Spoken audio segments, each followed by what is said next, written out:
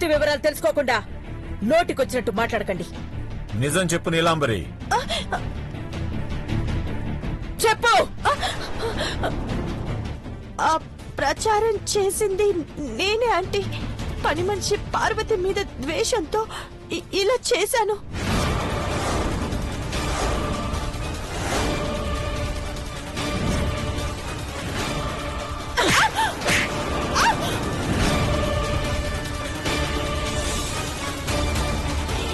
అదొక్కటి చెప్తే సరిపోదు.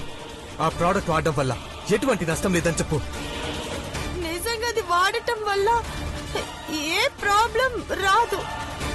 ఊరికే చెప్పడం కాదు, జిఏ హెర్బల్ బ్యూటీ ప్రోడక్ట్ నువ్వే కొని వాడుతున్నానని ప్రెస్ వాళ్ళ ముందే చెప్పాలి.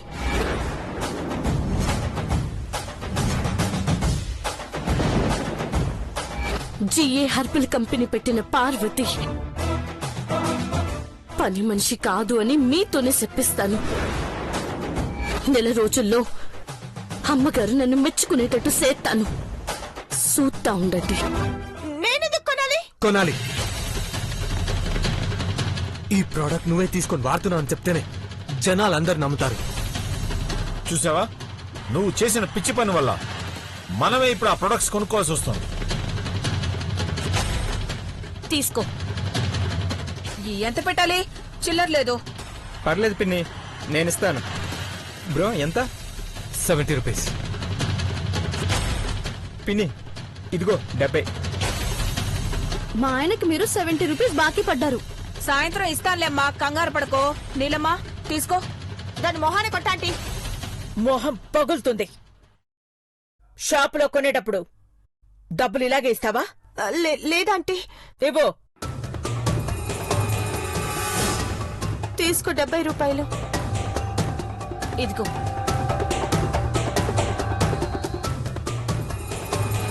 ఇప్పుడు చెప్పు, ప్రెస్ వాళ్ళు ఎదురుగానే చెప్పు. జిఏ హెర్బల్ బ్యూటీ ప్రొడక్ట్స్ వాడితే ఎటువంటి సైడ్ ఎఫెక్ట్స్ రావు. మీ ముఖ సౌందర్యానికి మెరుగులు దిద్దుకున్నట్టే. అలా చెప్పు నీలు. నీ మోహన్ నువ్వు నోరు మూసుకో. సారీ మేడం, మీరు నొచ్చుకునేలా మాట్లాడాం. నిజమేంటో ప్రత్యక్షంగా తెలుసుకున్నాం మేడం. ఇప్పుడే పబ్లిష్ చేస్తాం. Thank you madam. పదండి.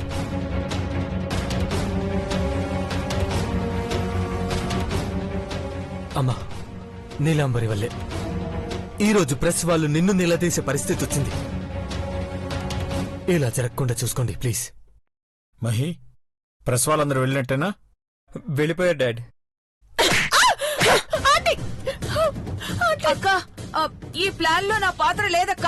అంతా ఇదే చేసింది. నీ వల్ల నా పరువు పోయే పరిస్థితి వచ్చింది.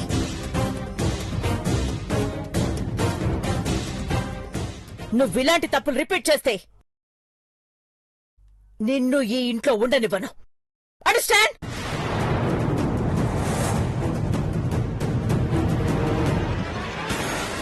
పార్వతి, వెళ్దాం పద. రండి. మా ఆయనకు మీరు 70 రూపాయలు ఇవ్వాలి. ఇస్తానులేవమ్మా. ఈవిడ గారికి వాపు తగ్గని. పదనీలమ్మా. పిన్ని జండు బాబు రాయ్. అలాగే రాస్తానులేవయ్యా.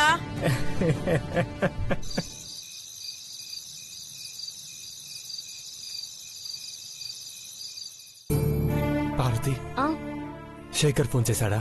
లేదు పెద్దబాబు గారు, చేస్తానులేండి. మీరెదురు చూస్తా ఉండకండి. లేదు పార్వతి, శేఖర్ చెప్పే మాట కోసం ఎదురు చూస్తున్నాను. నువ్వు బిజినెస్ లో సక్సెస్ అవుతావని నీలాంబరికి తెలియాలి.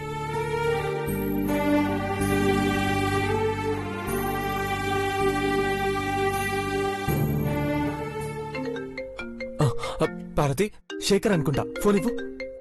అవును, శేఖరన్నే. హలో శేఖర్, ఏమైంది? ప్రోడక్ట్స్ ఎంతవరకు సేల్ అయ్యాయి? ఫస్ట్ డేనే 60% ప్రొడక్ట్స్ సేల్ అయిపోయినాయి సార్. Wow, excellent Shekhar. మీ మాట తప్పలేదు సార్. ఎగ్జిక్యూటివ్స్ అందరూ ఒకే మాట మీద ఉన్నారు. గ్రేట్, గుడ్ న్యూస్ చెప్పా శేఖర్.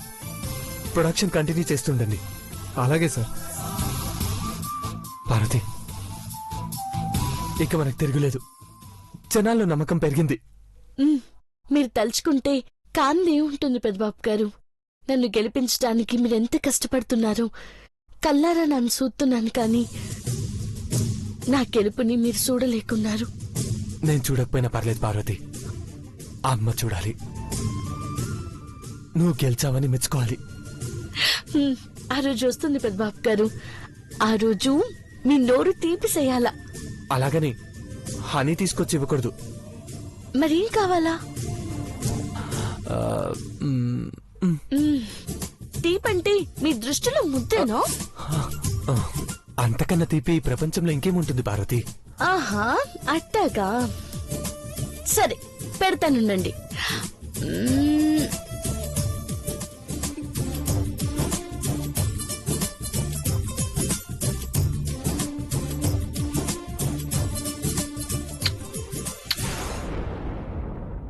ఏం చేసావు? ముద్దు పెట్టాను. ఇది ముద్దు కాదు. అరే ముద్దే పెద్దబాబు గారు. బుగ్గు మీద పెట్టమంటే చేతి మీద పెడతావా? చిన్న పిల్లలకు కూడా ఇలా ముద్దివ్వరు అనుకుంటా. పోనీ నేను మిమ్మల్ని సంటోడనుకున్నాను అనుకోండి. ఇలా చెప్పే మంచి అవకాశాన్ని మిస్ చేసావు పార్వతి. ఇప్పుడు మీ చేతి కొంగు కడుతున్నాను కదా. నన్నే కొంగు కట్టుకున్నావు. ముద్దు ముచ్చట ఏది లేదు. 20 రోజులు ఆగండి. ఆనాక తేనె సుక్కు కాదు, తేనె తొట్టే మీ నోటికి అందిస్తాను. అంటే ముద్దే ముద్దులా? అర్ధనారీశ్వరి వ్రతం పూర్తి అవ్వాలంటావు అంతేనా? అంతే. కొంచెం కూడా కనికరం లేదు నీకు. కళ్ళతో చూసి ఆనందించలేని మనిషికి ముద్దైనా అందించాలని తెలీదు. ఆ మ్,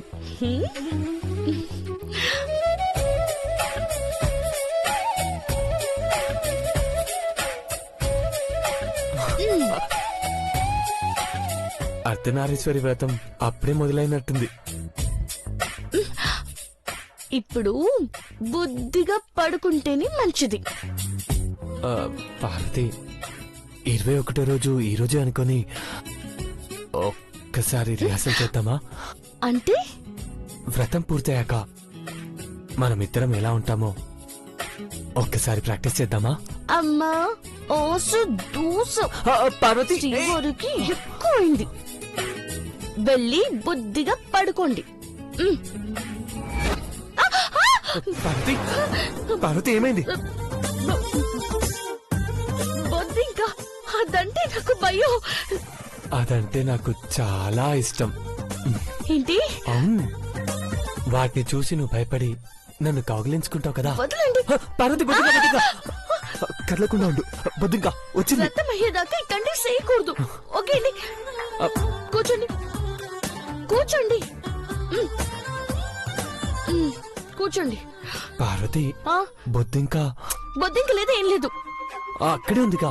ష్. ఇప్పుడు మీరు బుద్ధిగా ఉండకపోతే సరే సరే వదిలే.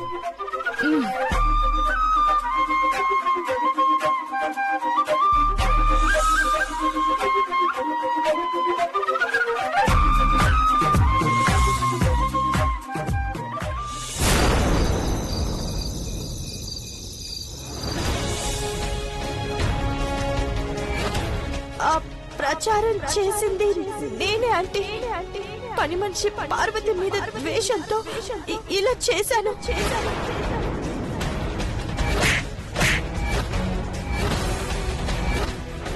నీలమా, నీలమా, ఇక్కడ చచ్చావా? ఓ సారీ సారీ, ఇక్కడున్నావా? ఏంటి అలా ఉన్నావు? ఓహో, పార్వతికి క్షమాపణలు చెప్పాల్సి వచ్చిందని ఫీల్ అవుతున్నావా? అలాంటివి మనసులో పెట్టుకుంటే ఆరోగ్యం పాడవుతుంది. పైగా నువ్వు భోజనం కూడా చేయలేదు.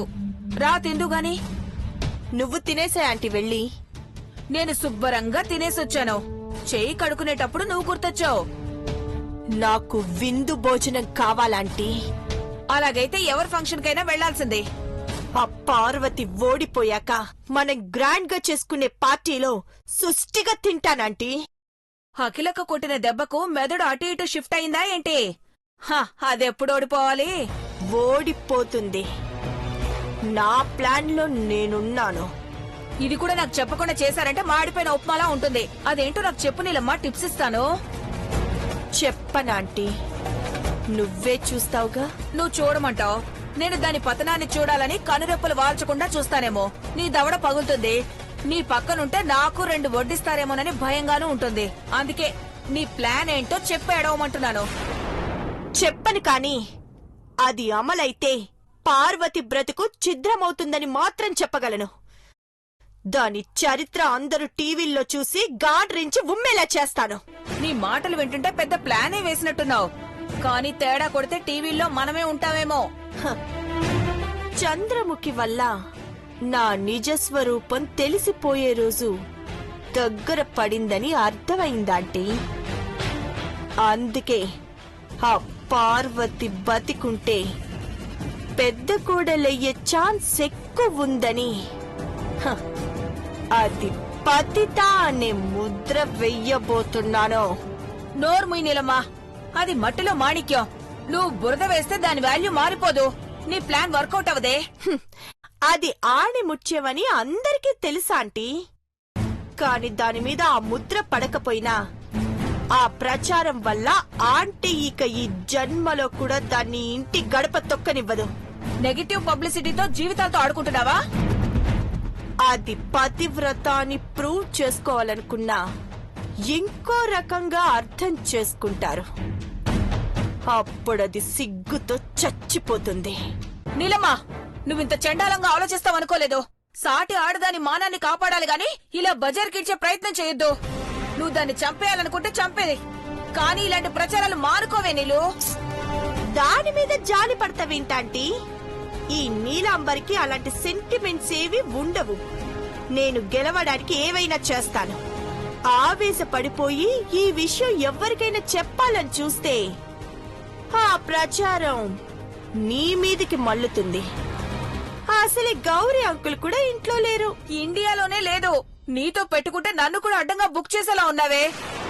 చెప్పాను కదా, నాకు ఎవ్వరి మీద జాలి దయ ఉండవని. నా దృష్టిలో అందరూ ఒక్కటే. సమానంగానే సర్వనాశనం చేస్తాను. అర్థమైందా? అర్థమైందే. నేను నోరు మూసుకుంటాను, కానీ పార్వతిని ఎవరు కాపాడతారో ఈ విషయంలో మాత్రం జాలేస్తోంది.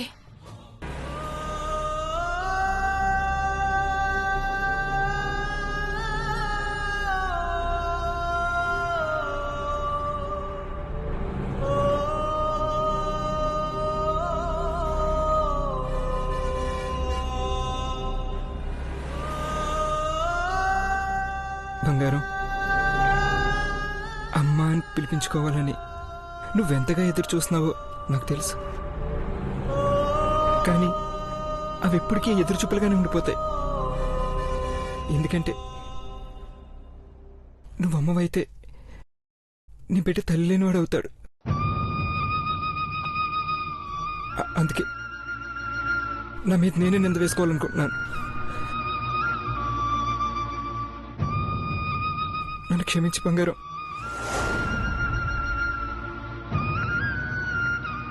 పిల్లలు పుట్టకుండా టాబ్లెట్ వేసుకుంటున్నానని తెలిస్తే ఐశ్వర్య చంపేస్తుంది.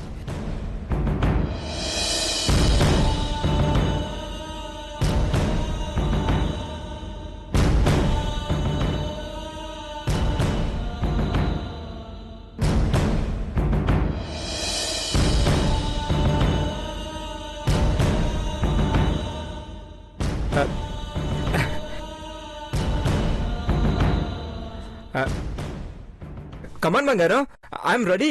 ఏం మాట్లాడుకుందాం?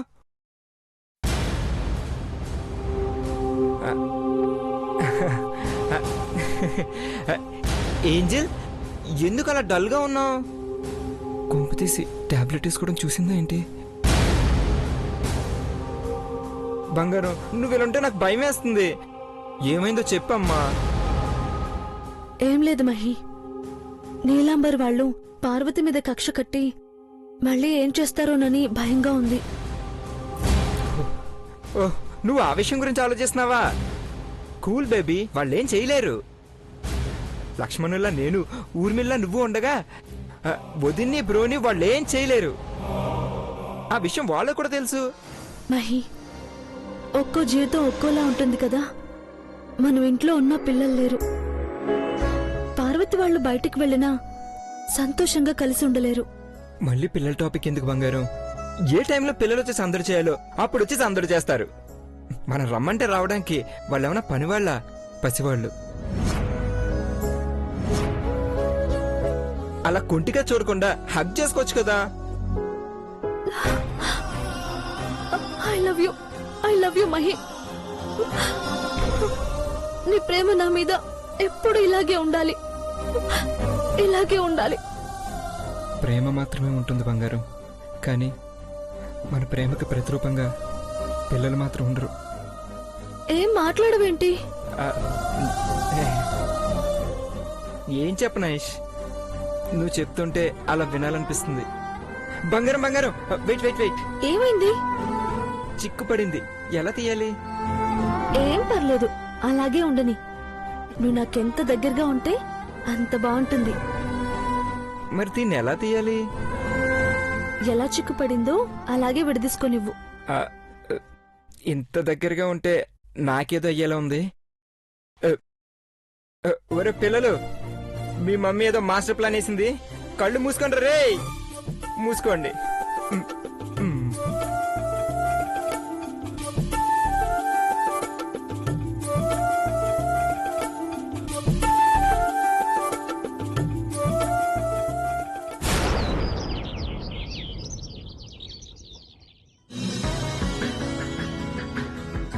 పార్వతి, చెప్పండి పెద్దబాబు గారు. శేఖర్ స్టాల్స్ ఏర్పాటు చేశాడంట. నువ్వు రెడీ అయితే మనం వెళ్ళొచ్చు. 10 నిమిషాలు పెద్దబాబు గారు. ఇంకా రెడీ అవ్వలేదా? మహారాజుని రెడీ చేసినాక నేను రెడీ అవ్వాలంటే కొంత టైం పడుతుంది కదా. ఓహో, ఇప్పుడు మహారాణి రెడీ అవుతున్నారన్నమాట. నువ్వు ఇప్పుడు ఎలా ఉన్నావు చెప్పనా? ఎలా ఉన్నాను? టవల్తో తల దూచుకుంటున్నావు, చెవులకి జుంకాలు పెట్టుకున్నావు,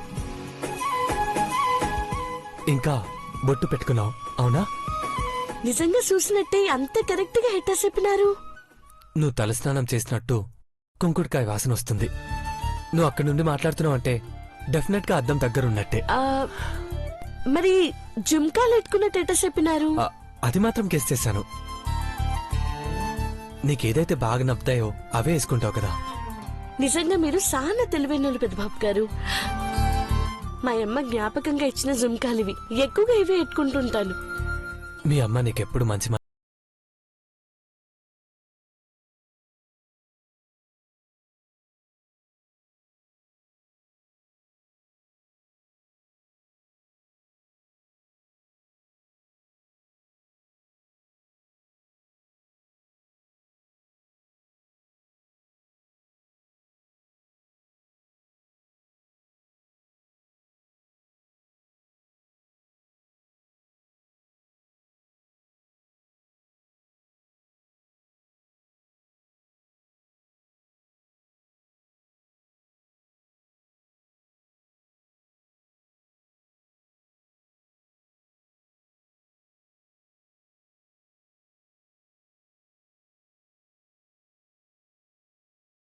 జుంకా పడిపోయినది పెద్దబాబు గారు.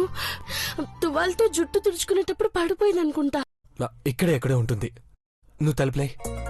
తలుపేస్తే లైట్స్ కూడా ఆఫ్ చేయి. చీకట్లో ఎట్టా తెలుస్తుంది పెద్దబాబు గారు? తెలుస్తుంది పార్వతి, నువ్వు ముందు చేయి.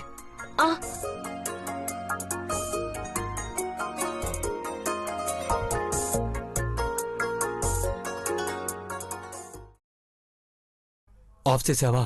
చేసినాను. ఇప్పుడు మొబైల్ తీసుకో.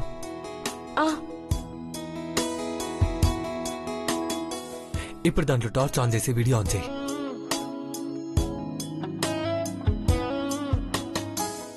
చేసినాను.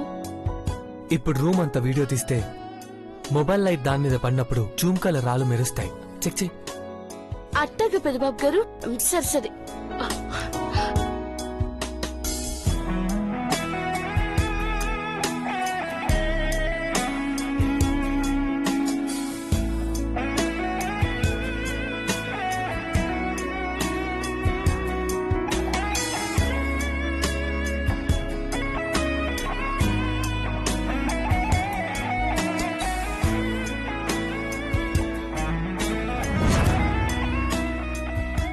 ఇదేదో మెరుపొచ్చినట్టు కానిస్తున్నది. దొరికింది పెద్దబాబు గారు, దొరికిందా? దొరికింది. పెద్దబాబు గారు